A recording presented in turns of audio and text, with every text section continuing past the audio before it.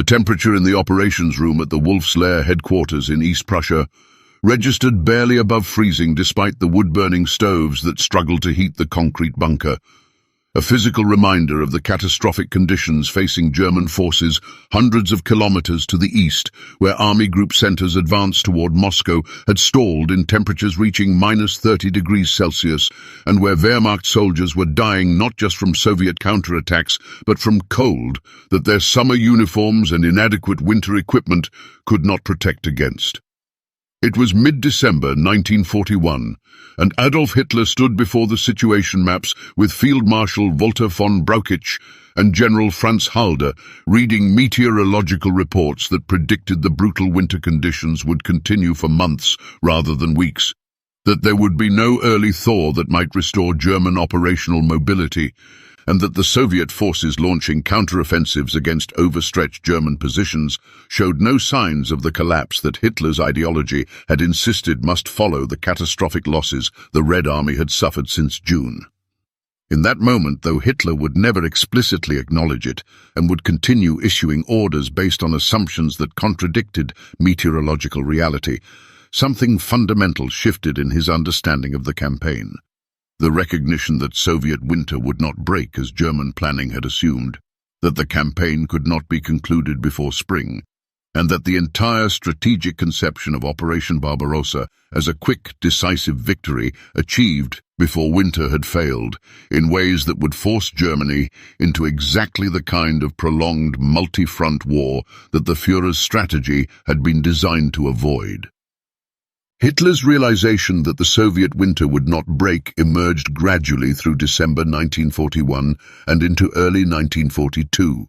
shaped by the accumulation of reports documenting conditions that contradicted everything German planning had assumed about the campaign's timeline and about Soviet capabilities to resist through winter months. The fundamental assumption underlying Barbarossa planning had been that German forces would destroy the Red Army's main forces in border battles during the summer, would advance to the Arkhangelsk-Astrakhan line before winter, and would occupy positions from which any remaining Soviet resistance could be contained without requiring major combat operations during winter months when weather conditions made mobile warfare difficult or impossible. This assumption had shaped logistics planning, equipment procurement, and operational timetables in ways that made German forces catastrophically unprepared for the reality they faced in December 1941. The meteorological reports arriving at Wehrmacht headquarters throughout late November and early December painted a picture of winter conditions that were both more severe than German planning had anticipated and more prolonged than the optimistic assumptions about early thaw that had shaped logistics decisions. Temperatures were dropping to levels that froze lubricants in tanks and vehicles, that made weapons malfunction, that caused frostbite in soldiers who lacked adequate winter clothing and shelter. Snow accumulation was making roads impassable and limiting off-road mobility that German armored doctrine depended upon. Most crucially for Hitler's strategic thinking, the forecasts showed no indication that these conditions would moderate significantly before March or April, meaning that German forces would have to endure 3 to 4 months of winter conditions while occupying extended positions without the winter equipment, shelter, or supplies that such prolonged operations required. The recognition of winter's duration and severity came simultaneously with realization that Soviet forces were not collapsing under the combined pressures of catastrophic summer losses and winter conditions, but were instead launching coordinated counteroffensives that threatened to encircle and destroy substantial German formations. General Georgy Zhukov's counteroffensive before Moscow, launched on December 5th, had achieved local breakthroughs that raised the possibility of more significant encirclements if German forces could not establish stable defensive positions. Soviet forces that German intelligence had written off as destroyed or too weakened to conduct offensive operations were appearing in front of German positions in numbers that suggested the Red Army retained substantial reserves and mobilization capacity that Barbarossa planning had dramatically underestimated.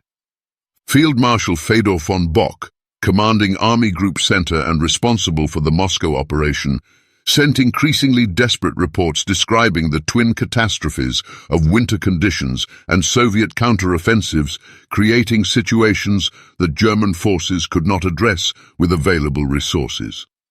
His soldiers were dying of exposure in positions they could not properly fortify because the ground was frozen too hard to dig, were abandoning equipment that could not function in extreme cold, and were attempting to defend extended lines against Soviet attacks while lacking the mobility necessary for the kind of flexible defense that Wehrmacht doctrine emphasized. Von Bock's requests for authorization to conduct tactical withdrawals to more defensible positions were initially rejected by Hitler, who insisted that every position must be held regardless of tactical situation. The pattern of Hitler's responses to the winter crisis throughout December revealed his psychological struggle to accept that fundamental assumptions about the campaign had been wrong. His initial reaction was to blame commanders for insufficient determination,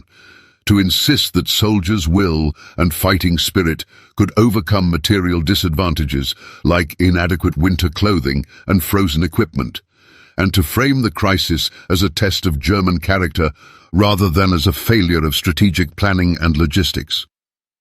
The now famous Stand Fast orders issued in mid-December, forbidding retreats and demanding that positions be held regardless of tactical situation, reflected Hitler's conviction that retreat in winter conditions might turn into rout, comparable to Napoleon's 1812 retreat from Moscow. This comparison to Napoleon revealed both Hitler's historical consciousness and his fundamental misunderstanding of the situation German forces actually faced. Yes, retreating in winter conditions carried risks of disorder and catastrophic losses. But holding extended positions without adequate supplies, winter equipment, or reserves to respond to Soviet attacks also carried enormous risks, and the choice was not between retreat and secure defense, but between different types of potential catastrophe. Hitler's emphasis on holding positions reflected partly genuine tactical concern about winter retreats, but more fundamentally reflected psychological inability to authorize withdrawals that would symbolize the campaign's failure to achieve objectives before winter. General Franz Halder, chief of the Army General Staff and responsible for operational planning, understood by early December that the campaign had failed to achieve its fundamental objective of destroying Soviet military capability before winter. The intelligence reaching OKH documented that Soviet forces retained substantial combat power despite catastrophic losses, that Soviet industry was producing weapons in quantities that suggested mobilization capacity exceeding German estimates, and that Soviet willingness to accept casualties and to continue fighting despite defeats that would have broken other armies meant that the Red Army could not be defeated through the kind of decisive border battles that Barbarossa planning had emphasized. Halder's attempts to explain these realities to Hitler and to argue for strategic adjustments that acknowledge the campaign's prolongation beyond winter were complicated by the command structure that gave Hitler ultimate authority, and by the Führer's increasing unwillingness to accept assessments that contradicted his ideological convictions. Hitler's racial theories taught that Slavic peoples were inferior and that Soviet communism was a brittle system that would shatter under sustained pressure. The reality that Soviet forces were not shattering, that they were conducting sophisticated counteroffensives in conditions that paralyzed German operations, and that Soviet society was mobilizing effectively for total war. All of this contradicted ideological certainties that Hitler could not abandon without undermining his entire worldview. The winter crisis of December 1941 thus represented not just military challenge, but ideological crisis for Hitler, though he would never acknowledge it in those terms. His ideology had predicted that Slavic armies would collapse, that communist political systems would fragment under pressure, that racially inferior peoples could not sustain the kind of total war that required sophisticated industrial mobilization and popular commitment. The evidence from the Eastern Front contradicted each of these predictions. But acknowledging that the predictions were wrong would require admitting that the racial theories justifying the entire Nazi project were false. Hitler could not make this admission psychologically or politically, so instead he rationalized the failures through blaming commanders, through emphasizing exceptional circumstances like unexpectedly severe winter, and through insisting that renewed offensives in spring would achieve the decisive results that summer and fall campaigns had failed to deliver. The logistics reports arriving at Wehrmacht headquarters throughout December documented the catastrophic inadequacy of German preparations for winter campaign. The decision not to prepare or distribute winter clothing for the army had been based on assumption that campaign would be concluded before severe winter conditions developed, that the few winter items that might be needed could be procured from occupied territories, and that emphasis on offensive equipment and supplies was more important than defensive preparations for contingencies that planning assumed would not occur. This decision, which had seemed rational given timeline assumptions embedded in Barbarossa planning, now revealed itself as catastrophic miscalculation that was killing German soldiers through exposure, and that was rendering substantial portions of German equipment inoperative due to cold.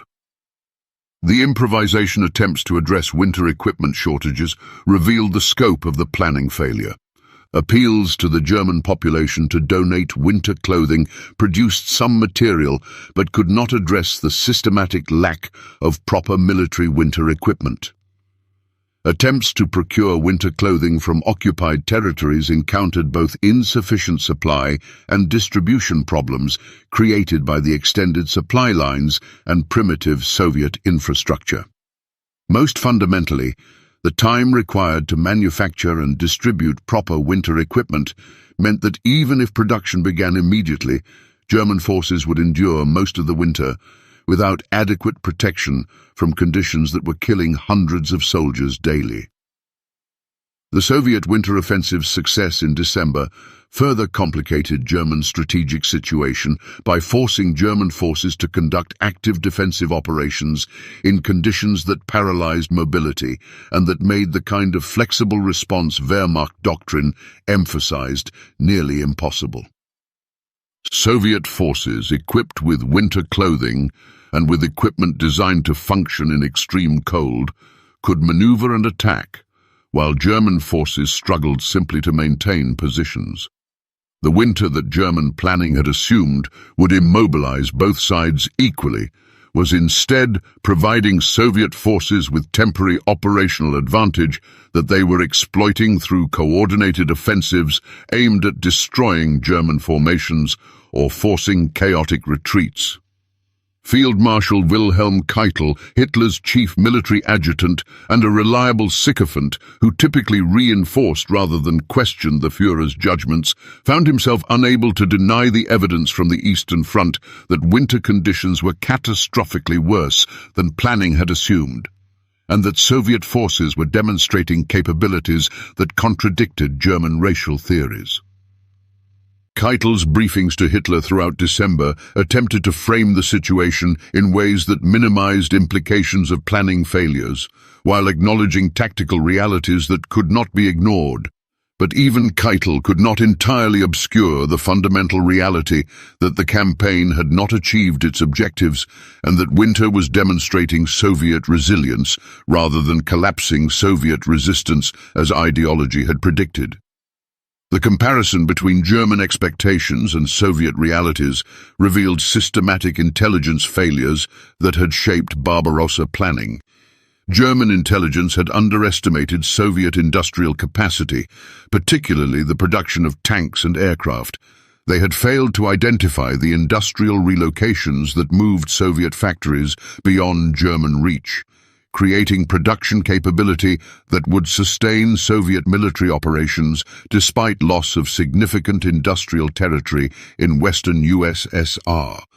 They had misunderstood Soviet mobilization potential, assuming that the catastrophic casualties inflicted in summer and fall campaigns had exhausted Soviet manpower reserves, when in fact the USSR could mobilize millions of additional soldiers. Most fundamentally, they had failed to understand that totalitarian political systems, while repressive and brutal, could also be extremely effective at mobilizing populations for total war in ways that democratic societies might struggle to match. These intelligence failures were rooted partly in inadequate information collection, but more fundamentally in ideological filters that prevented accurate assessment of information that was available. When intelligence suggested Soviet capabilities exceeded German assumptions,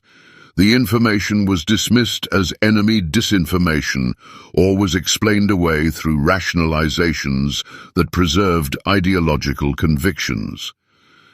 The result was that Barbarossa planning was based on assumptions about Soviet weakness that had more to do with what German ideology required to be true